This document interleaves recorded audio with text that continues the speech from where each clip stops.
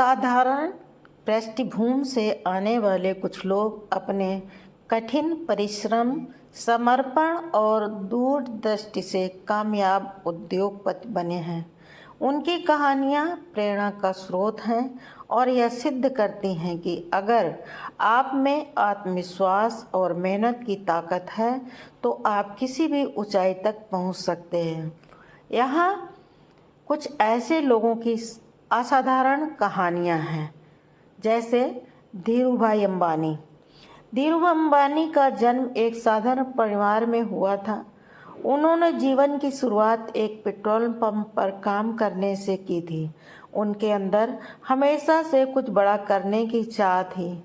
उन्होंने अपनी मेहनत और साहस से रिलायंस इंडस्ट्रीज़ की स्थापना की, जो आज भारत की सबसे बड़ी कंपनियों में से एक है। धीरूभाई की कहानी हमें सिखाती है कि सपनों की कोई सीमा नहीं होती। कल्पना सरोज का जीवन संघर्षों से भरा रहा।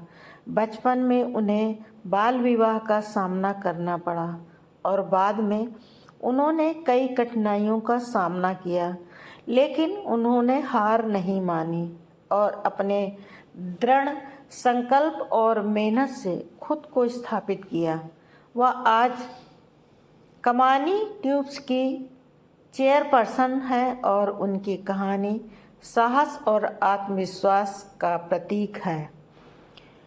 नारायण मूर्ति।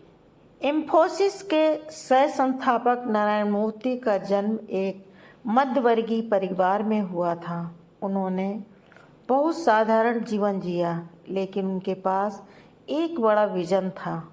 उन्होंने इंफोसिस की स्थापना की और इसे एक ग्लोबल आईटी कंपनी में बदल दिया। उनकी सफलता का श्रेय उनकी दूरदृष्टि, नैतिकता और समर्पण को जाता है। कृष्णा एला। भारत बायोटेक के संस्थापक कृष्णा एला एक साधारण किसान परिवार से थे। उन्हें शिक्षा प्राप्त करने और वैज्ञानिक बनने की तीव्र इच्छा थी। उन्होंने अपनी मेहनत और ज्ञान से बायोटेक्नोलॉजी के क्षेत्र में एक बड़ा योगदान दिया। उनका काम विशेष रूप से कोविड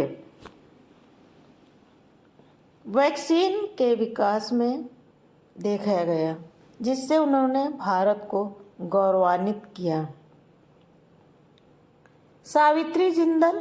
सावित्री जिंदल की कहानी भी असाधारण है।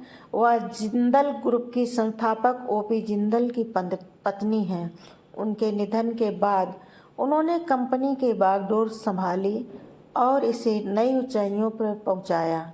आज जिंदल ग्रुप इस्पात और बिजली उत्पादन जैसे क्षेत्र में एक प्रमुख नाम है। उदय कोटक एक साधारण गुजराती परिवार से थे। उन्होंने बैंकिंग की दुनिया में अपने कदम रखे और कोटक महिंद्रा बैंक की स्थापना की। आज यह बैंक भारत के सबसे बड़े प्राइवेट बैंकों में से एक है। उदय कोटक की मेहनत और दूरदृष्टि ने उन्हें बैंकिंग जगत का एक प्रतिष्ठित नाम बना दिया। रितेश अग्रवाल ओयो रूम्स के संस्थापक हैं।